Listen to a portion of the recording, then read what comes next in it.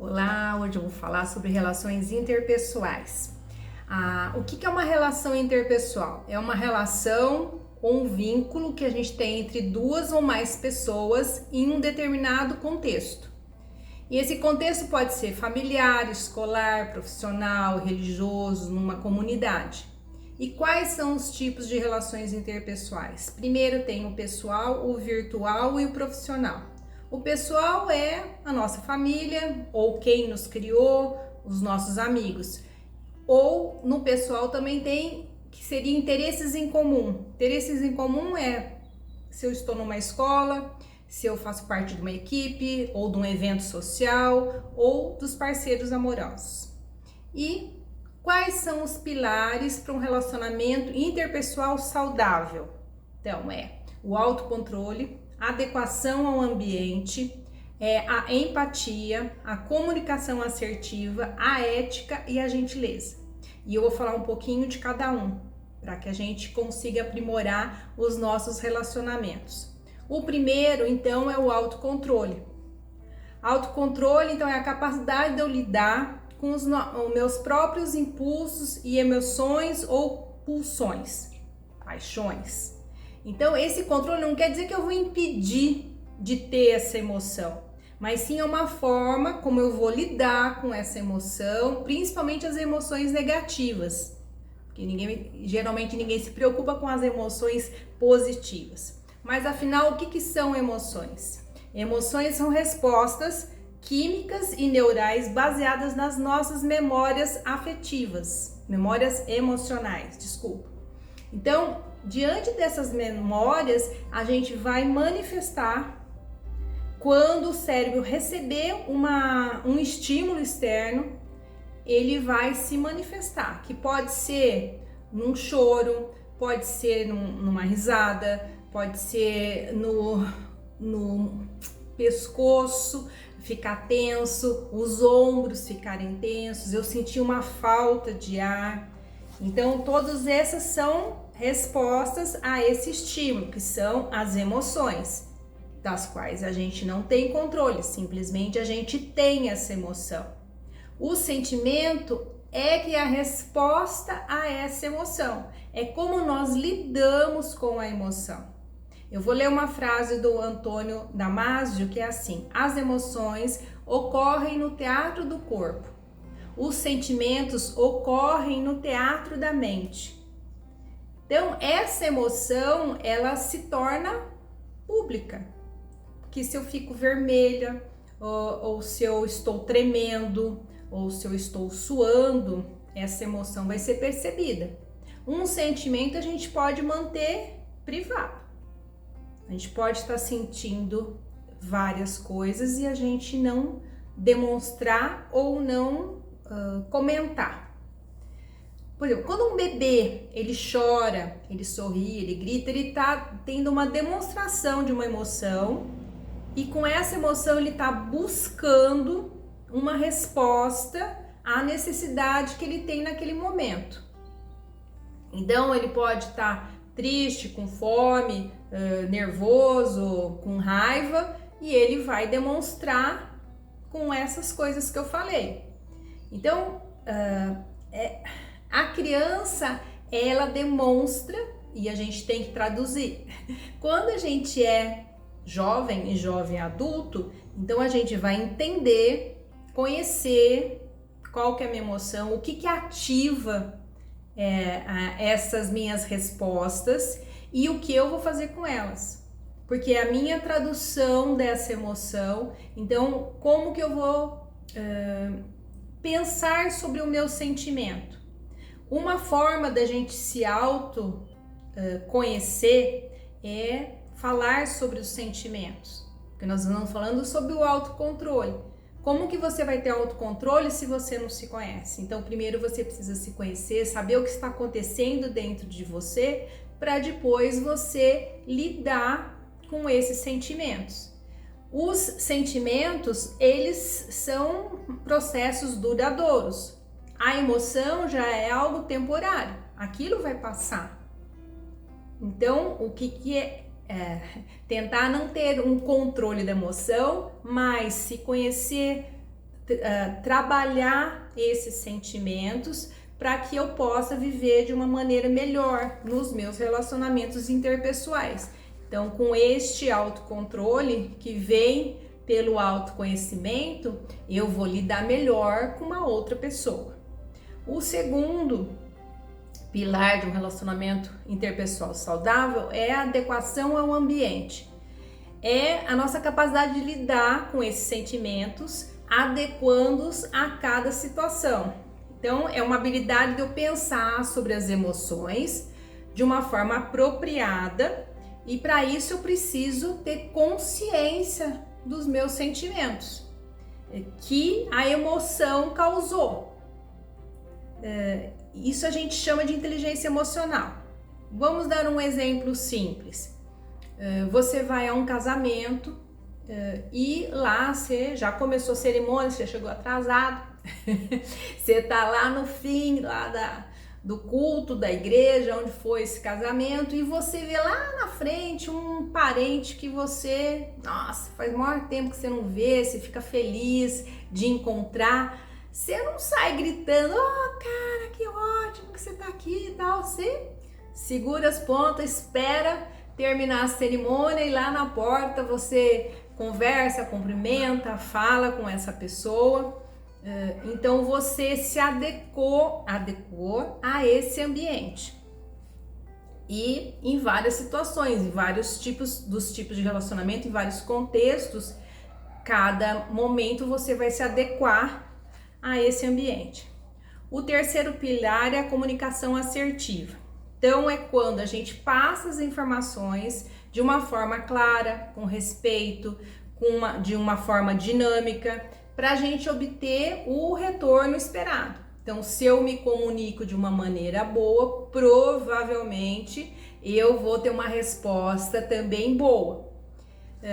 Se eu penso sobre as minhas emoções de uma forma apropriada, isto vai levar a eu me relacionar também com o outro de uma forma interessante. Voltando ao autoconhecimento, se eu sei que tal situação me traz um sentimento, eu provavelmente não vou jogar para o outro porque o outro que fez isso. Eu sei que eu tenho talvez na minha história de vida algo que me incomoda, então naquele momento eu não vou apontar para o outro como o causador da minha dificuldade. Então eu vou deixar de falar, ou eu vou falar, olha, quando você faz isto me incomoda porque em determinado momento da minha vida aconteceu X, Y, Z.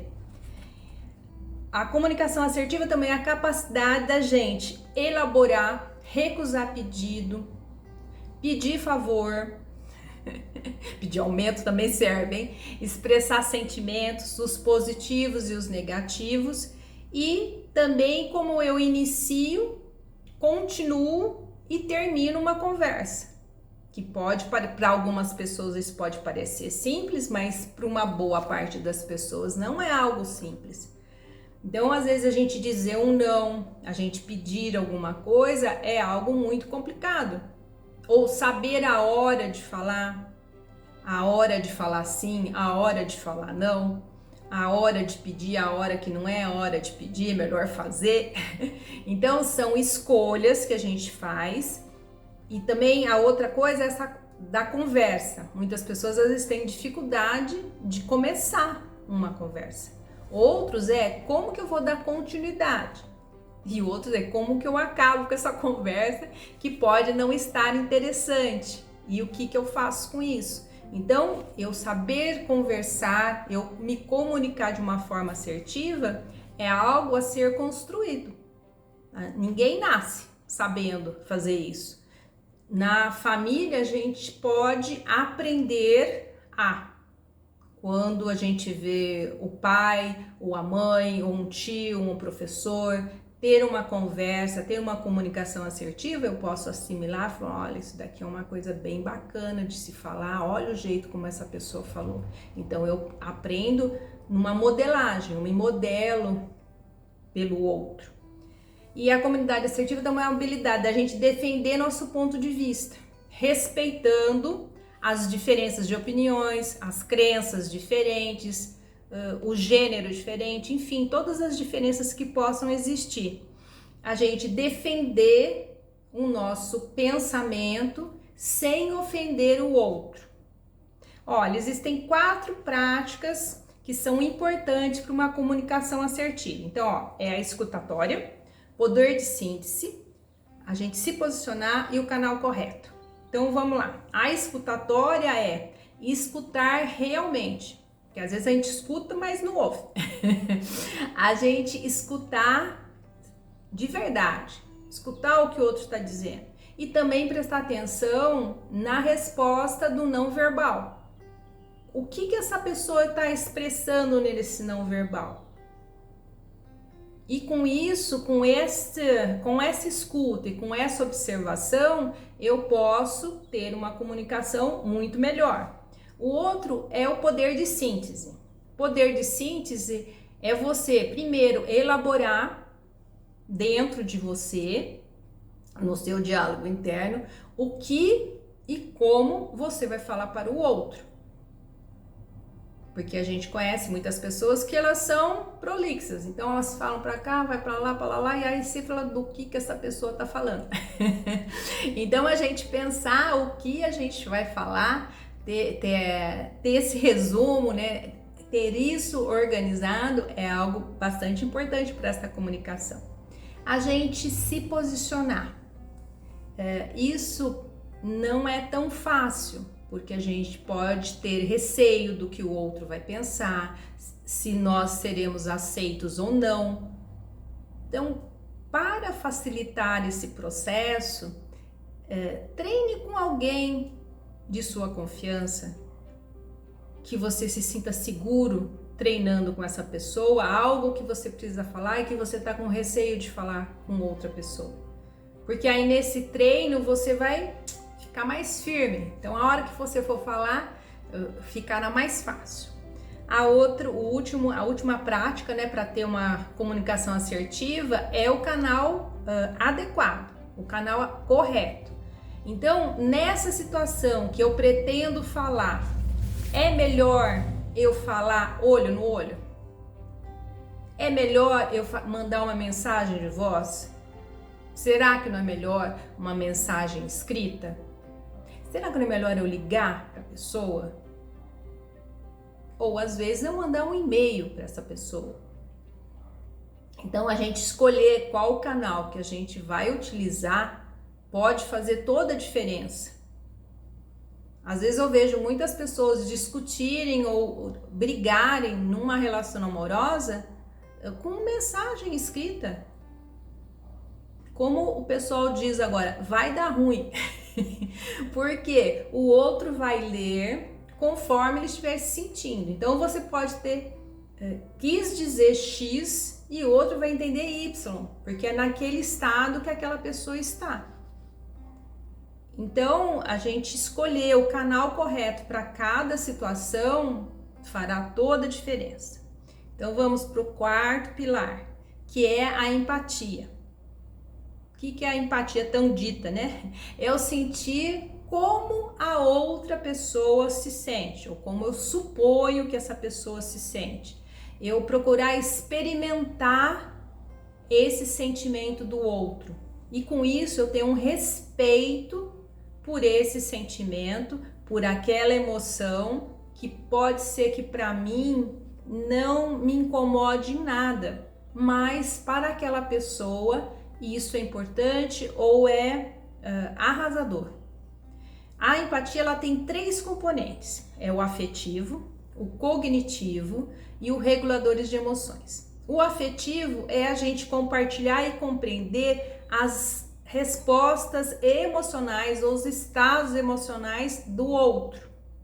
E com isso, com esta percepção, eu posso lidar melhor com essa outra pessoa, porque eu entendo, ou penso entender, né, o que o outro está sentindo, a emoção que essa pessoa tem, o estado que ela está.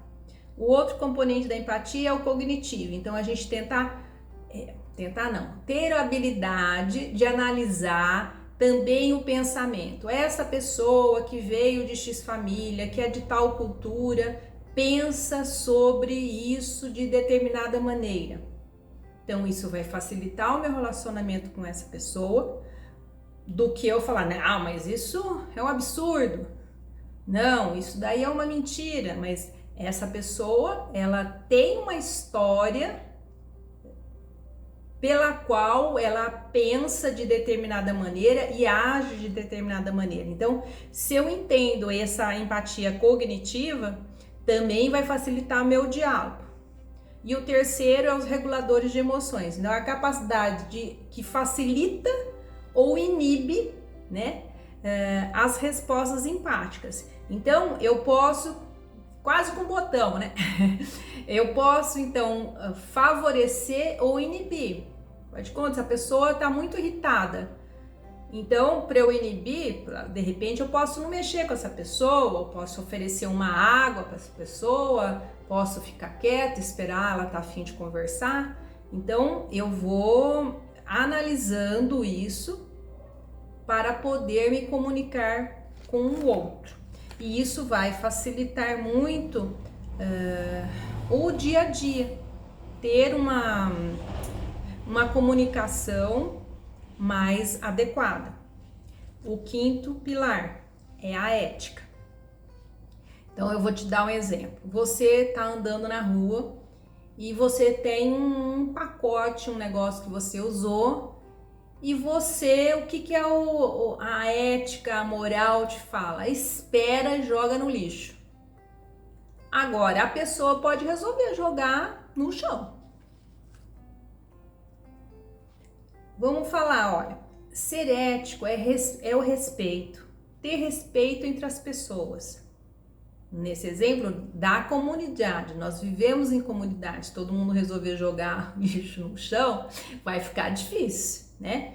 Então, mesmo que eu tenha uma diferença de opinião, de crença, de gênero, eu posso ser ético neste respeito com o outro, de fazer o que é o correto.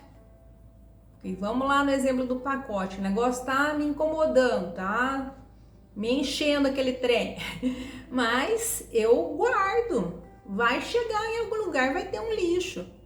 Isso é em relação ao respeito. Se eu pensar só, né, na minha pessoa, no que eu não quero carregar aquele pacote, então é bem interessante a ética nessa relação com o outro. O que eu vou fazer com isso? Quais são os valores, o que é o melhor, o que é o correto, não só para mim, mas para o outro também. E o último, sem ser o menos importante, todos esses itens são importantes para o nosso relacionamento interpessoal. O último é a gentileza, o último que eu vou falar, não o último de importância. Então, a gentileza é muito importante para a gente manter a harmonia em qualquer tipo de relacionamento, que pode ser amoroso, que pode ser um chefe, com um amigo. A gente trabalhar as nossas boas maneiras e ser gentil com o outro vai facilitar muito a nossa vida. Então tem coisas simples, palavras simples, como por favor, com licença, obrigada, bom dia, boa noite. Isso pode trazer uma harmonia, algo muito bom nesse relacionamento, amoroso também, de você, não é porque você dormiu com a pessoa que você não precisa cumprimentar essa pessoa quando ela acorda. Então a gentileza também de falar, olha, acabei de passar um café, ou eu comprei um bolo para você, ou eu vou tomar água, você quer uma água também? Então todos esses fatores que eu citei aqui, eles são importantes para que a gente tenha um bom relacionamento. E quem que não quer ter um bom relacionamento? A gente se relaciona o tempo todo, todo dia, toda hora a gente está se relacionando. Mesmo se uma pessoa trabalhar, por exemplo, no computador, ela está conversando com uma outra pessoa, ela está mandando uma mensagem para outra pessoa, ela tem de vez em quando fazer uma reunião ou mandar um e-mail. Então, o relacionamento é algo muito importante em nossa vida. Muito obrigada.